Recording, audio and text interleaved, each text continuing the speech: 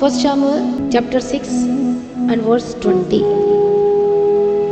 और सब डर गए और क्या कहते हैं, तब बेत शेमेश के लोग कहने लगे, इस पवित्र परमेश्वर यहोवा के सामने कौन खड़ा रह सकता है और वह हमारे पास से किसके पास चला जाए। तब उन्होंने किर्यतयरीम के निवासियों के पास यूं कहने को दूत भेजे, पलिश्तियों ने यहोवा का संदूक लौटा दिया है, इसे तुम आकर उसे अपने यहाँ ले जाओ। हालेलुया। और सारे बोलने लगे, परमेश्वर के वाचा के संदूक कौन उसके सामने खड़े रह सकता है। कोई खड़े नहीं रह सकता। कोई दुश्मन परमेश्वर के वचन के सामने खड़ा नहीं रह सकता। कोई शैतान, कोई दुष्टात्मा परमेश्वर के आगे, वचन के आगे टिक बोलो नहीं सकता।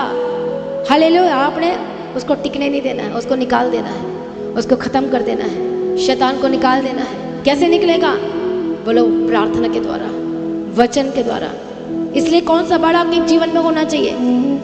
बोलो प्रार्थना का। इसलिए हर दिन प्रार्थना करना है। एक दिन भी मिस मत करो। प्रेयर जरूरी है। यदि प्रेयर नहीं है तो सोचो उस दिन के लिए आपका बाड़ा खत्म। सुबह उठकर प्रार्थना करो, बाड़ा लगाने का काम करो।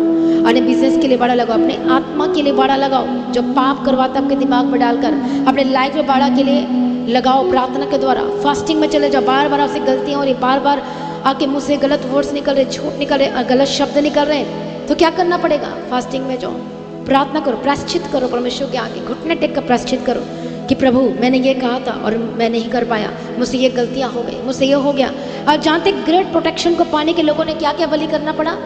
प्रोटेक्शन चाहिए, प्रभु ही दे सकता। उनको ये पता था कि प्रभु इस शत्रु से बचा सकता है, प्रभु ही हमें संभाल सकता है, परमेश्वर ही जिंदगी दे सकता है। तो सोचो, उन्होंने सारे काम किए। सोना का चाहिए, ये दे देते हैं। ये काम करना, ये कर देते हैं। इतने बैल चाहिए बलिदान का, ये दे देते हैं। फिर उन्होंने कुछ भी नहीं देखा। हमें ठीक होना है, हमें प्रोटेक्शन चाहिए, हमें बचाव चाहिए, तो हमें ये करना पड़ेगा, हमें ये करना पड़ेगा।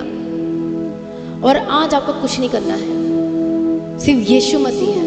बोलो परमेश्वर का वचन है। हालेलुया।